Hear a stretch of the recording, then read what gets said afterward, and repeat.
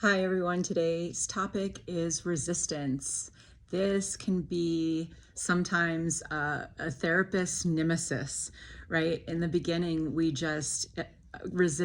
I remember when I first started, it was so frustrating. We could feel like we were just like hitting a wall, and I didn't know where to go with it.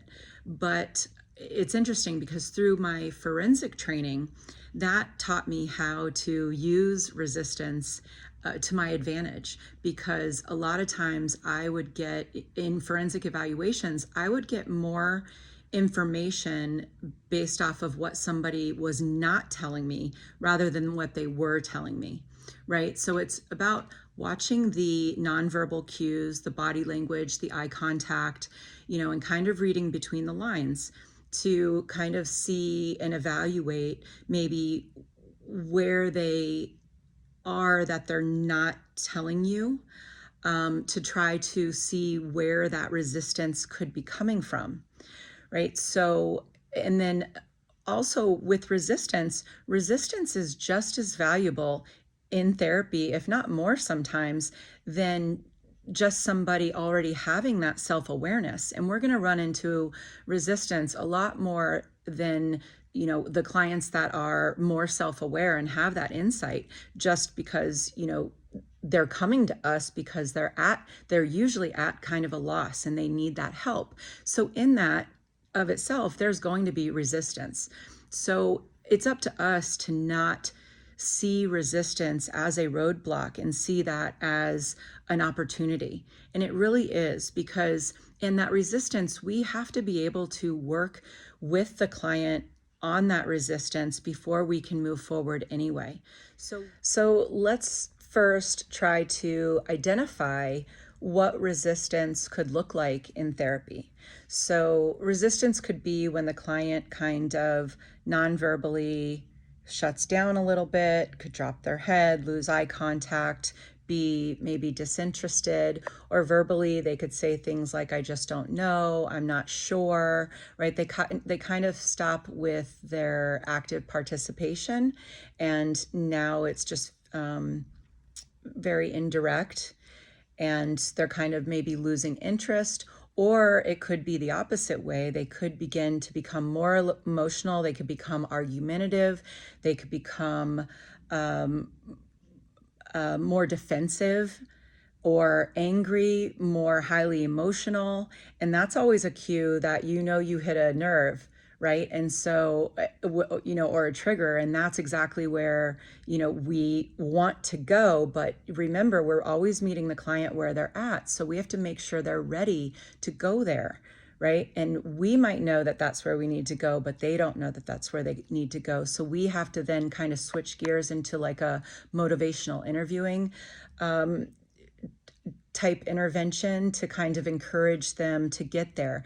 And then we want to just be asking a lot of open-ended questions as to, what just happened? Why did I noticed you teared up a little bit. What was going on? What came up for you? What are you feeling? Why? When do you ever remember feeling that before? What could that have triggered inside of you?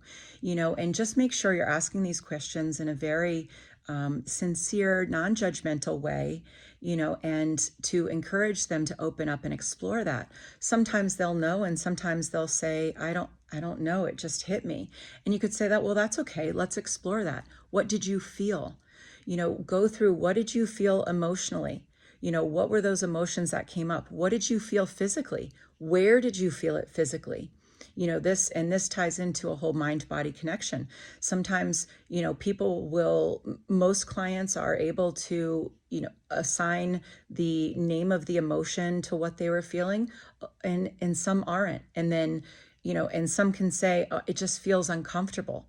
I just got like adrenaline like shooting through my body, or I feel like sick to my stomach. I just, my throat feels closed up, my chest feels heavy.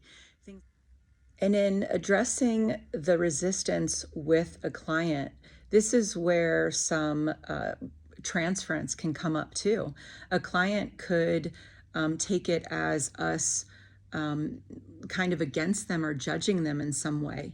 And it's very important that when you notice this, you kind of take a step back and take a breath and just, remind them that we're on the same team if you need to. Like, I'm here to support you.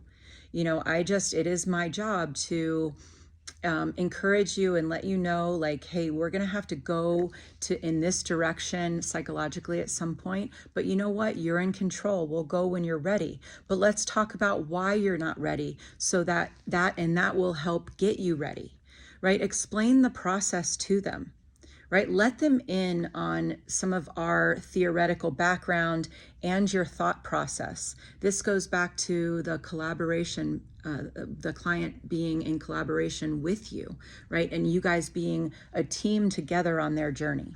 So, and that can really help you break through the resistance. But this is not a pause in therapy, and this definitely isn't a setback in therapy. This is part of the journey, and you will come up against it because it is part of the journey.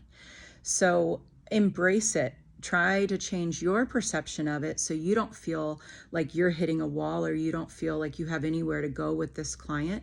Use it to your advantage. This is very, very important and usually the resistance that they feel, they're going to have this resistance in other areas of their life as well. It could be, usually it's kind of like this trend that you'll see throughout other problems in their life. So use it. Resistance is a therapist's friend. Hope this helps. Bye.